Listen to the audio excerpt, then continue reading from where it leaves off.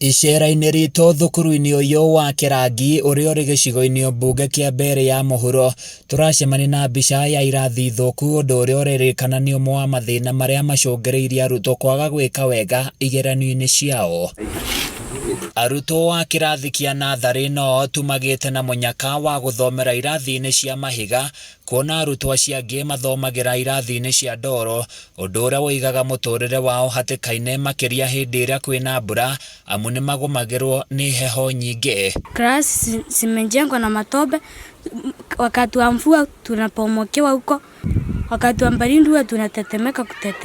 Watoto wetu wanangonjekanga homa sana kwa sababu ya pumbi.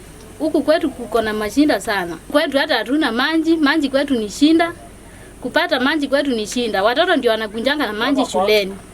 Huku kwetu hakuna maji. Maugĩte ona cioro iria arutwo mahũthagĩra irĩ na thoni, amu nyingĩ ciacio itirĩ na mĩrango. Arutani makiuga arutwo aingĩ nĩ magomeirwo nĩ mĩrimũ ya kũhihia kumana na rũkũngũ. Tunaenda choo hasina milango, tunaomba mtujengee choo kwa na milango.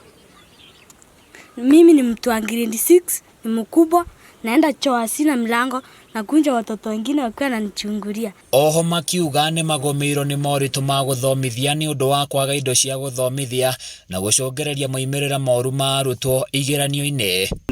Staff room hakuna meza, hakuna kalamu za kutosha, chaki ni problem, na pia kuna na joto sana. Tungeomba serikali tutengenezee a staff room, tuishi kama walimu wengine wanavyoishi wakiwa hali pazuri. Mũrũgamĩrĩri rũhonge-inĩ rwa gĩthomo Pithoni Nguru augĩte thirikari ya kaunti nĩ ĩthondekete irathi igĩrĩ njega thukuru-inĩ ũyũ, kũrĩa orĩtie mũmbunge wa gĩcigo gĩkĩ gũteithĩrĩria aciari mĩhang'o-inĩ ya gwaka irathi njega.